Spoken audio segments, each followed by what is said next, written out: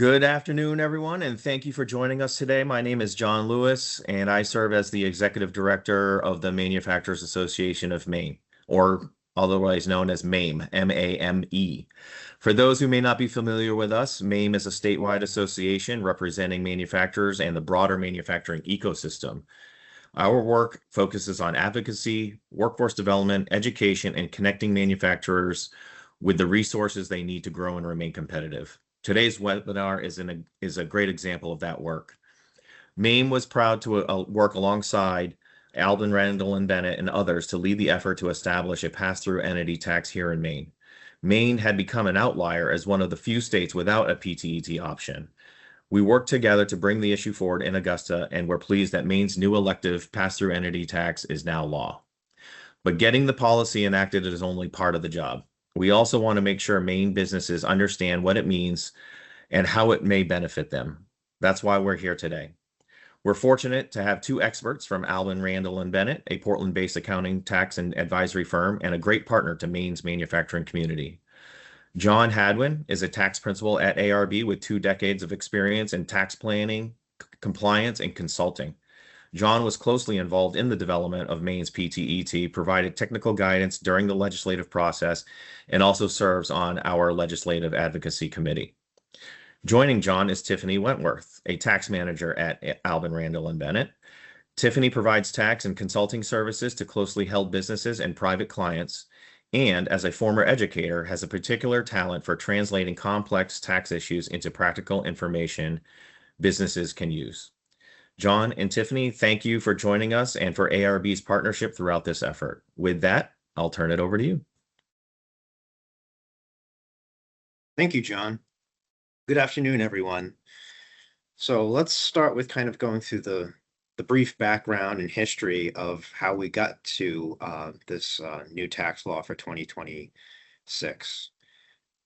So back at the end of 2017, there was the Tax Cuts and Jobs Act, which impacted individual taxpayers by producing a state and local tax or SALT limitation that limited a taxpayer's income taxes, property taxes, excise taxes to a maximum of $10,000. And so that impacted a lot of Maine businesses, individuals, as well as other individuals throughout the state.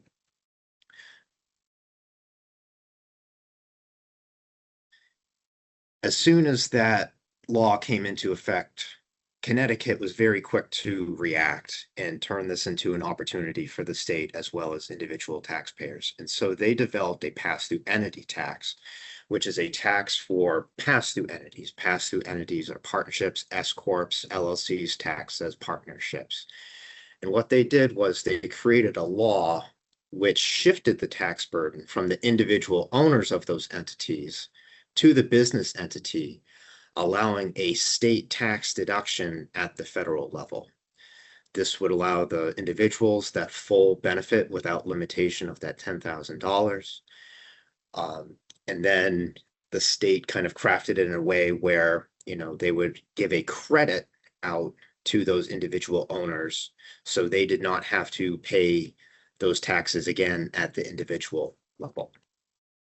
The IRS came out in 2020 with Notice 2020-75, which provided, guidance and approved this tax mechanism. After that notice, most of the states were very quick to adapt their own pass-through entity tax, or PTET. Maine has been one of the last states to do so. There's a handful of other states that don't have one, but it took many years and a lot of hard work to get this passed. This started almost 5 years ago in March of 2022 at an advocacy meeting where we brought up this idea. We talked with Maine Revenue Services about it, and we had multiple conversations for several years. It wasn't until 2004 where the Manufacturers Association put together a bill, and it was sponsored by Representative Mo Terry, LD 1892. That was the first pass-through entity tax. And unfortunately, that got tabled for a Maine Revenue Services study. Then it kind of morphed into LD 191. And that was a recent bill that was brought forth in January of 2025. A lot of testimony on it. That bill was tabled again because of the fear of the Tax Cuts and Jobs Act repealing. But as we are aware, the One Big Beautiful Bill, or OB3, was passed last July, and that extended the state and local tax deduction limitation of $10,000, but provided for some increased benefits for taxpayers with lower income levels. And so in early April, while LD 191 wasn't passed, this pass-through entity tax was passed as part of the governor's supplemental budget, and it was made retroactive to the beginning of 2026. So Tiffany said a lot about the history. Why don't you tell our viewers what really this is in plain English, non-accountant CPA terms? Yeah, so John kind of alluded to this, but without a PTE, basically what happens is the business earns income. We talked about this is for pass-through entities, so partnerships and S corporations. The entity is not taxed on that income. That income passes through to the individual owner, and that owner pays Maine income tax on their personal return on their 1040. As John mentioned, that Tax Cuts and Jobs Act in 2017 turned from an unlimited deduction, there was no cap at all, to a $10,000 deduction. So if you had $200,000 of state and local taxes pre Tax Cuts and Jobs Act, you got a federal $200,000 deduction. So for a lot of high earners, this $10,000 limit significantly increased their federal taxes due. So what PTET allows you to do is the business still earns that income, but as John said, it creates a business level tax that is deductible for federal purposes. And then the owner receives a Maine credit. 90% is very similar to what we see in other states. That 10% difference is usually what the states say it takes to run the program, pay certain, agents at the state level, things like that. So it basically shifts a lot of that in tax that you would be paying to Maine on your individual return. It shifts it to a business deduction rather than a personal deduction. And we'll kind of dive into an example just to show you the numbers, the math. The visual has always been helpful. I found as we've kind of talked about this pass-through entity tax. So who can qualify for this? Not everyone can qualify for this. As I mentioned, partnerships, S corporations, certain LLCs can take advantage of it because there's pass-through, because they are pass-through entities. And then you can have only certain owners can be eligible for this. Individuals, estates, trust.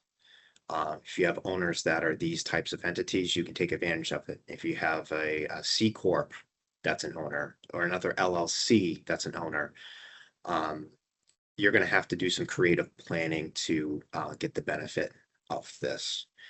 The pass-through entity tax is, it uses the Maine tax system of 7.15.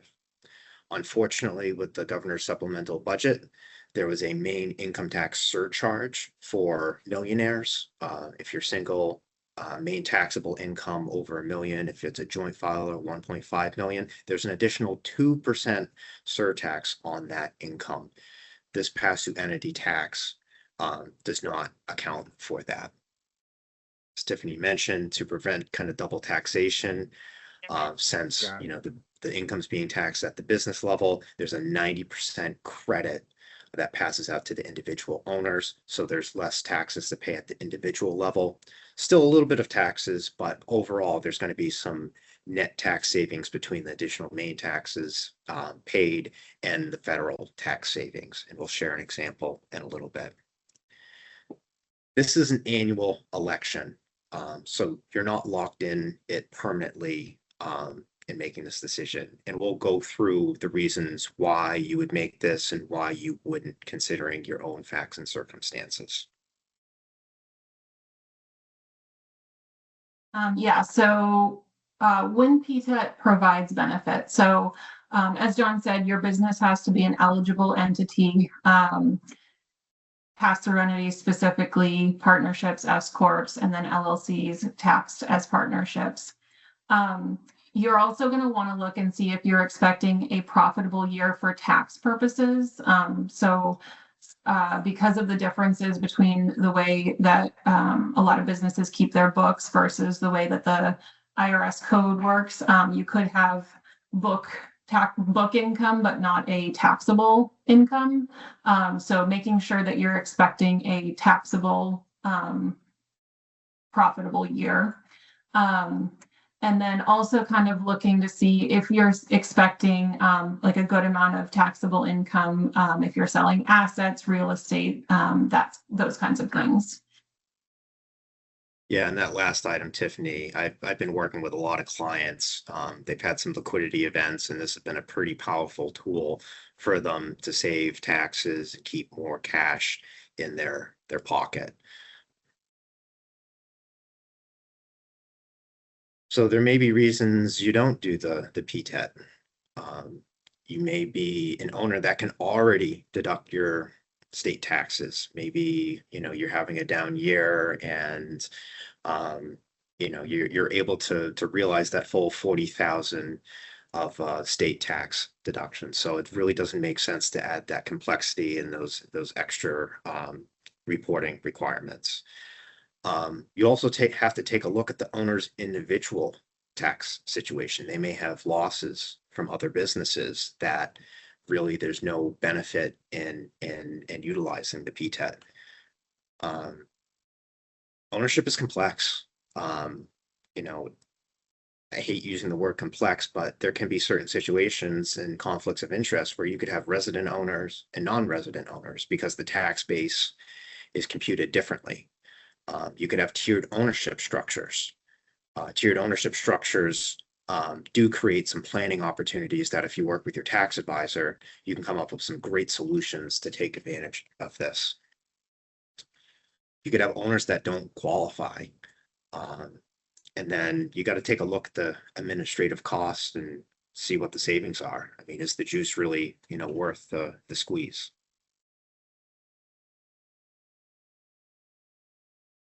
So this is a lot of information on one slide. John and I are going to kind of go through it together to show you the numbers. So we've already kind of talked about this is a pass-through business, so you're taxed as either a partnership or an S corp. And we're assuming $1 million of business income just to make the numbers really easy to work with. As we mentioned, the Maine PTET rate is 7.15%. That is the highest tax rate other than that 2% surcharge that John talked about. And then we're, again, for simplicity, going to assume that this is 100% qualified Maine owner. So we're kind of getting it as simple as we can to show you guys the numbers.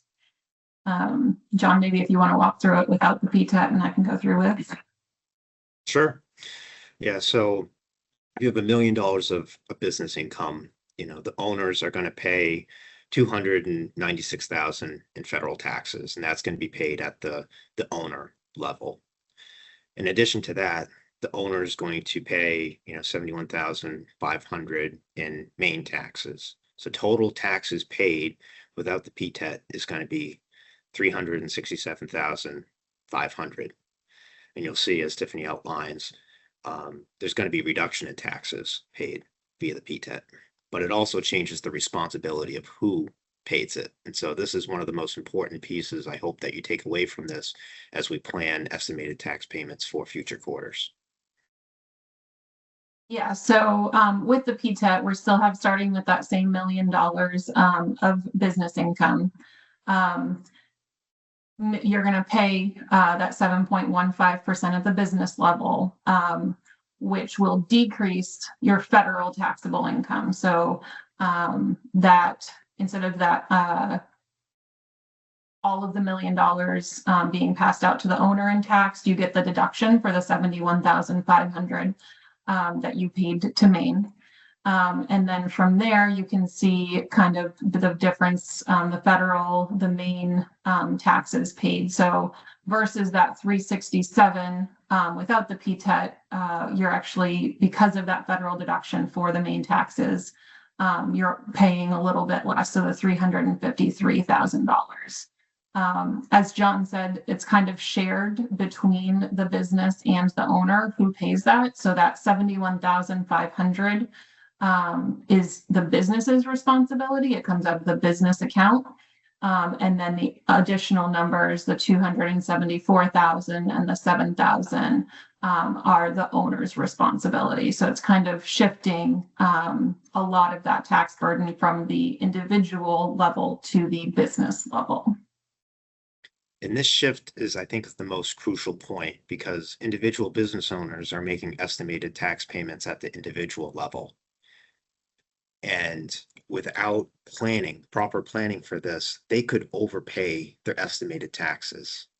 If they continue paying based off of prior year, like they typically do if they're having a good year, they're going to be making those individual tax payments. Then you get to the business owner, they're going to make these PTET tax payments as well. So you've almost effectively paid Maine taxes twice. Now, when you file the owner's tax return, you'll get it back as a refund, but that could be anywhere from March next year to October 15th of 2027.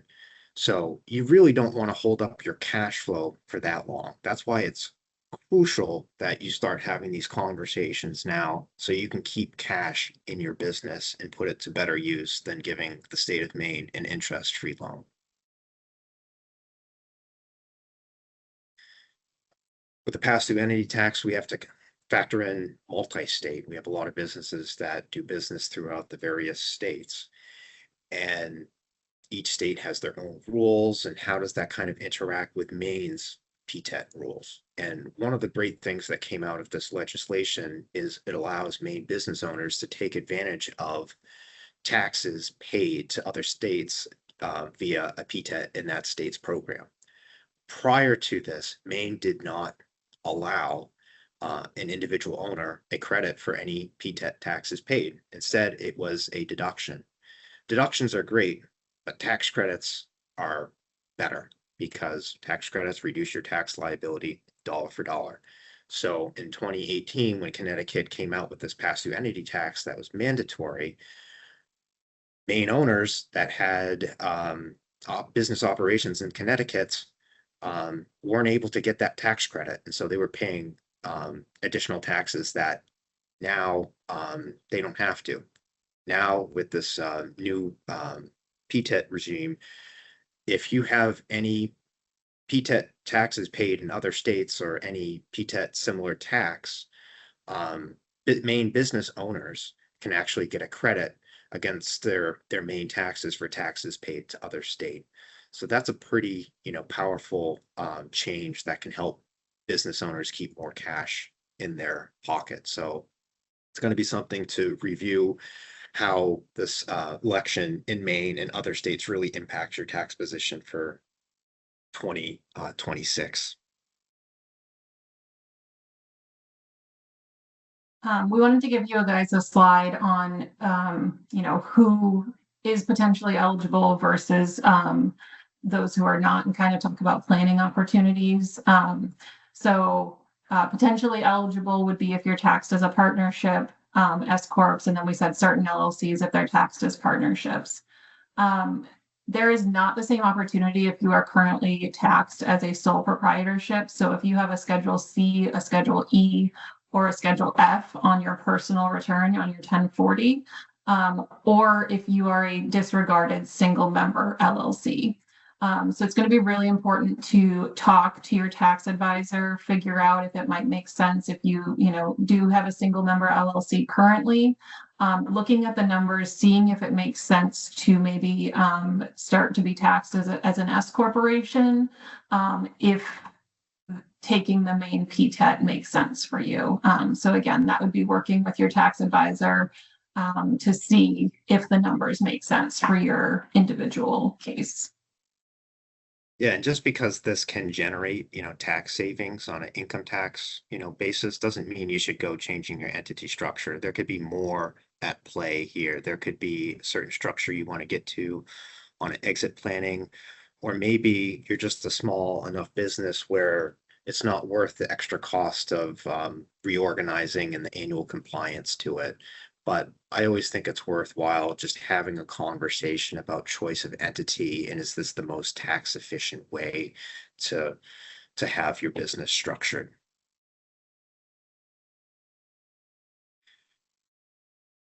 So the PTET law was placed. It was enacted in April, retroactive to the beginning of the year, but we haven't received any guidance until 2 days ago as we're preparing for this presentation.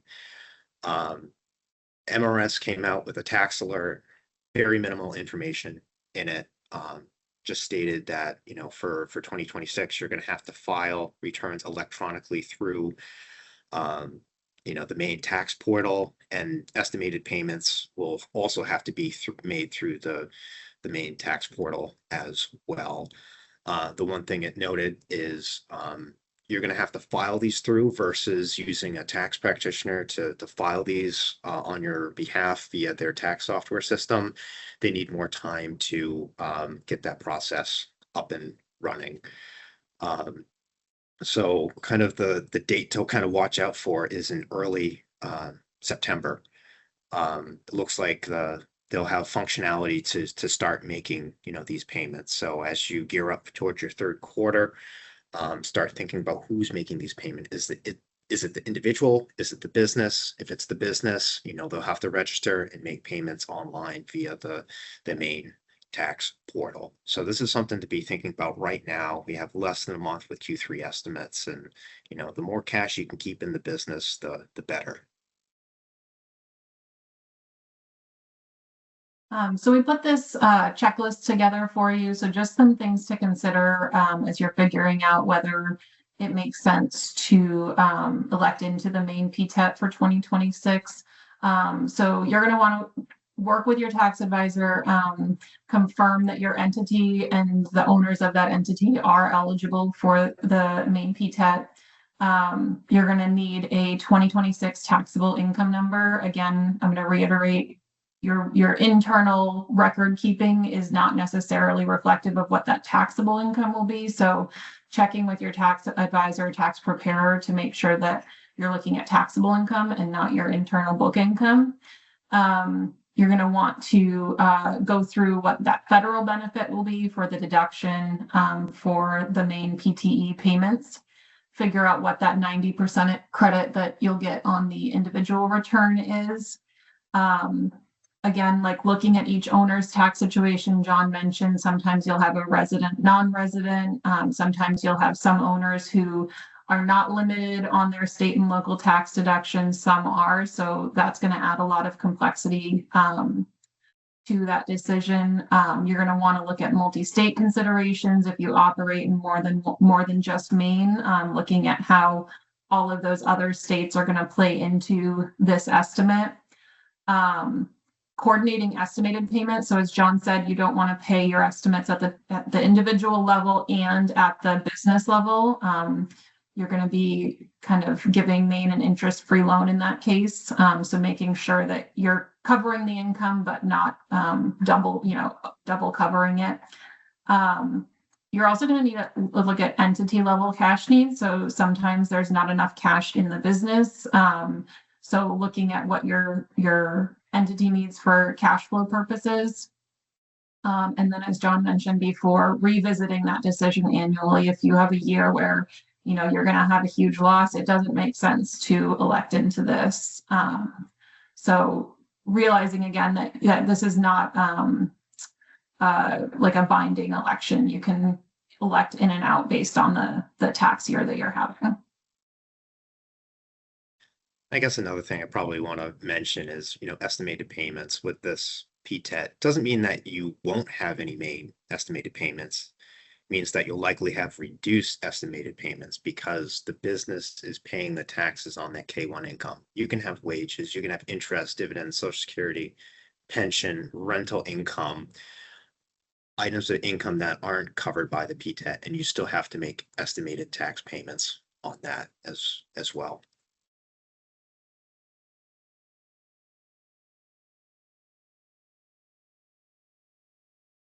So will the PTET create a meaningful benefit for our business or to its owners this year?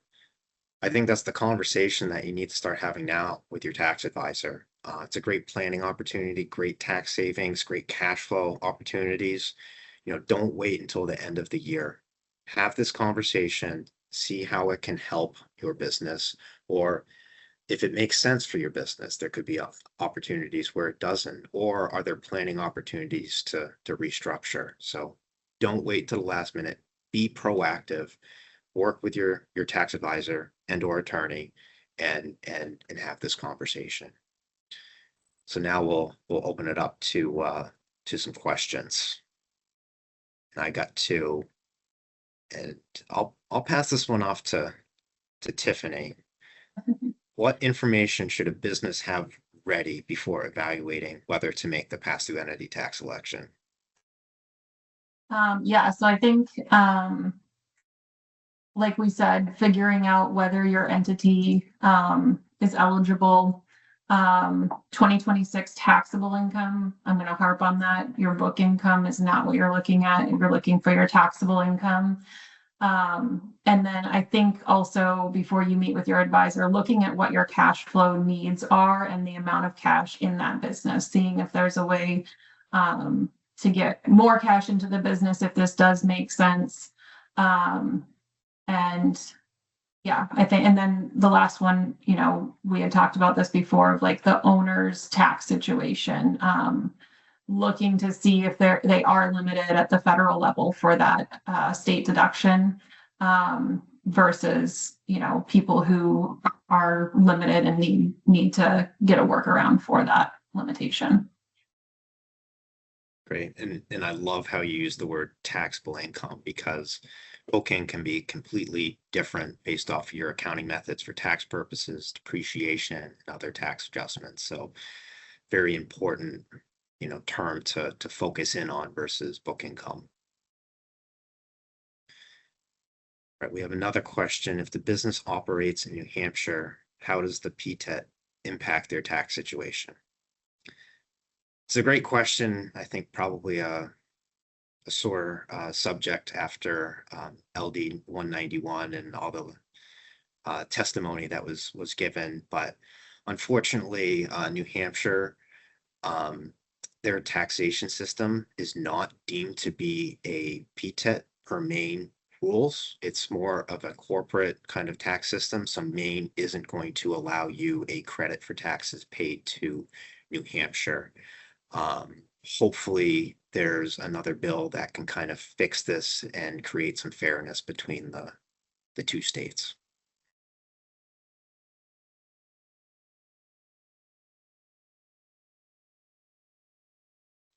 All right. If there's anybody else has any other questions, please feel free to enter into the chat. And then I was just going to ask that if you have your contact information there. So yeah, if you want, take a picture of your screen to grab John and Tiffany's contact info if you have questions that may come up after this. As mentioned earlier, we did record this, so we will be because this is Teams, we'll be downloading the video and then sharing that out so we can make sure it gets out to the group that registered or at least attended. And then we'll have it up on the Manufacturers Association YouTube page and our website.